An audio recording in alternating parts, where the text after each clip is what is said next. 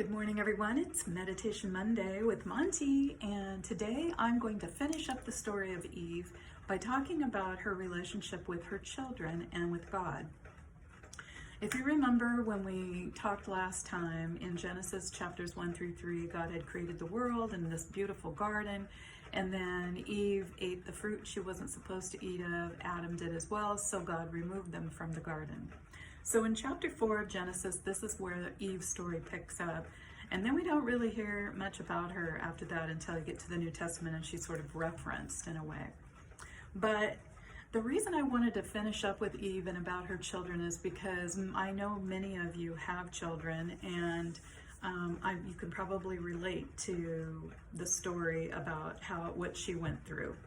So in chapter 4, verse 1, it says that Adam and Eve had relations, and then she got pregnant, and so she had her firstborn child and named him Cain. When she had him, she said this. She says, "With the help of the Lord, I have brought forth a man." So I think it's important for us to note there that how important that is that she gave glory back to God for this child. She didn't say, "Oh, look what Adam and I did." She said, "Look what God has done for me, provided me with this man-child." And so she named him Cain, which actually means brought forth. Okay. And then slightly, probably a year or so after that, I don't know, she had another child, and she named him Abel. And Cain and Abel could not have been more different. Now I'm going to talk about them just for a few minutes, because as mothers, you can relate to how it is when children don't get along. Well, Cain, his personality was sort of the jealous type, and Abel, you could tell he was more the passive, sort of gentle type. Abel liked to work out in the fields. He worked with flocks and sheep, and so, flocks and sheep are really not that hard to take care of. I mean, you have to watch over them, yes, but they kind of manage themselves, other than making sure they don't wander off to places they shouldn't be.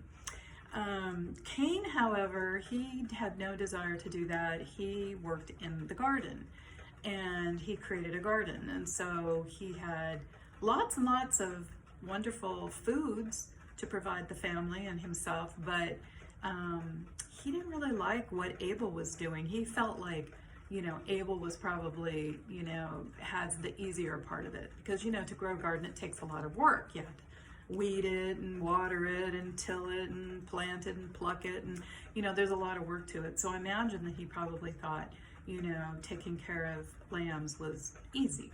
So he had this jealous streak in him, and it came time, as it says in here, that they were to bring an offering to God.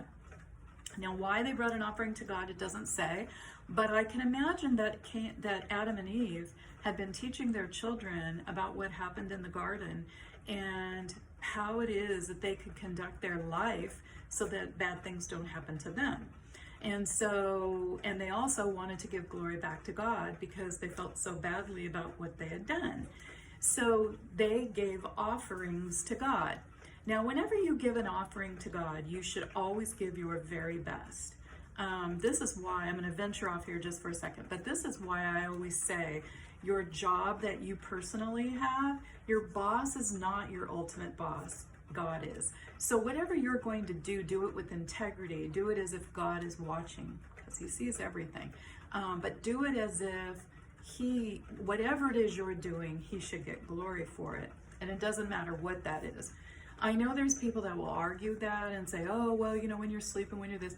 That's not what I'm talking about. I'm talking about when you're actually, providing a service or doing things for others or whatever. Do it for his glory, not for your own. Okay, so having said that, the boys brought the best they had, supposedly brought the best they had from what they took care of. So Abel, he took care of flocks, so he brought a lamb, I believe, and well, it doesn't say, but it does say that he brought the fattest portions of his lamb or flock. So whatever it wasn't like some skinny, scrawny thing that, here, let me take the worst one. He took the very best one. Now, I don't know if you understand what an offering does, but an offering is not something that you kill and eat. It's something that you kill and destroy. And well, you're not destroying it, but you're basically killing and offering it to God. Okay, you're not doing it to take it home and have a feast for your family. That's different. An offering is something that you lay it out there for God, and then it's basically, you kill it, you burn it, and the smoke goes up to God, and it's like an offering. So, you would think to yourself, well, he has to feed his family. I'm sure you have to feed your families.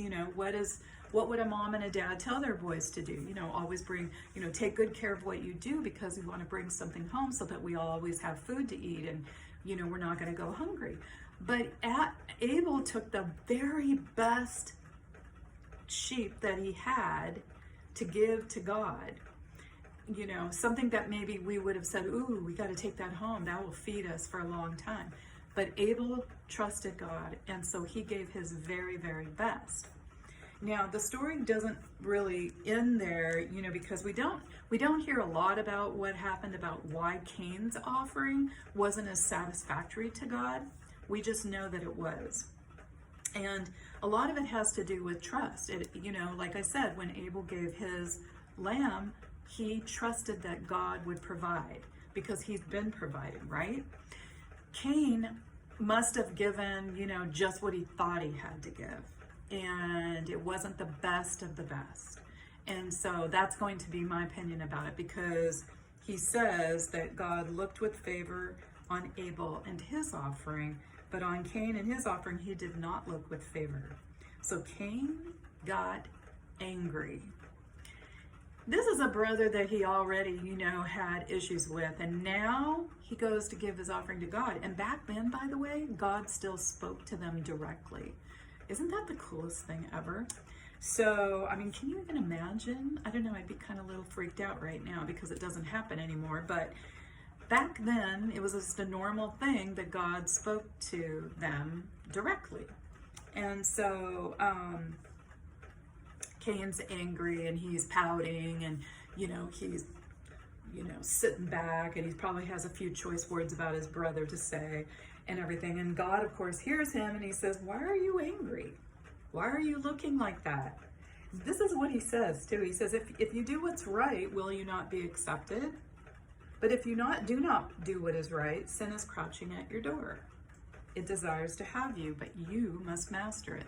So God is like, he's not even punishing Cain. He's basically trying to teach him a lesson, saying, why are you getting jealous over somebody else? Just the next time you give an offering, do the right thing, give the best. So, but Cain, that's not a good enough answer for Cain. He doesn't like that answer. He's pouting still. So he devises a plan, and he takes his brother out to the field, invites him to come with him, and while they're out there, he kills him. He's so angry over one thing that he kills him. Well, of course, God knows about it, but he decides to see if Cain is going to tell the truth.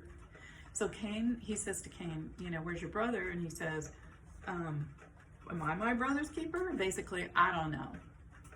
Of course he knew. So he lied. On top of what he did, he lied. So God says, what have you done? You know that you killed him. You've lied. So God punished him. Now, I'm going to stop the story there. If you want to read the rest of what happens to Cain, you can read it in the rest of chapter 4. But I want to get back to Eve.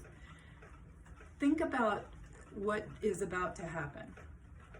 Number one, she has 2 children that don't get along. Well, one of them doesn't get along. He kills the other one, so now she's lost one son. But because of what Cain did, it affected other people. It affected his mother and his father, because God punished Cain and removed him from the family. He said, you're going to go be a wanderer out in the wilderness. And Cain was like, you're ripping me away from everybody I know and everything I know. And God says, oh, I'll put a mark on you. Now, what the mark is, I don't know, but all I know is that Cain was removed from the family. So this poor mother not only has one son who's never coming back because he's dead, now has another son. Her only 2 sons has a son that has now been banished to the wilderness. In the course of one day, the actions of her son affected her life. And this is something we need to think about too, because we always think that, the things that we do only affect us, but that's not true. A lot of what we do, I used to tell this to the kids in my classroom all the time. Everything you do affects someone else. If you get in trouble and I have to call your parents, now you've affected your parents. So you have to do the right thing. But Cain did not do the right thing. Whatever it was he did, it was not pleasing to God. And then on top of that, like I said. But the good news is that Adam and Eve did not stop trusting in God, because they once again procreated, and God provided them another child. And they named him Seth. And Seth means granted. And the reason I'm bringing that up is because after she had the baby, she said, God has granted me another child in place of Abel, since Cain killed him. Seth also had a son and named him Enosh. Now, this is really interesting too. She didn't say, God provided me a son that replaced Abel and Cain both. She said, he gave me a son to replace Abel. So it shows that the mother, even though she loved her son, did not approve of what he did. And this is something that we have to think about with our own children. We have to think to ourselves, is what they're doing something I can approve of? Is it something God would approve of? If it's not something God would approve of, as a mother, I should not be approving of it either. As a father, no.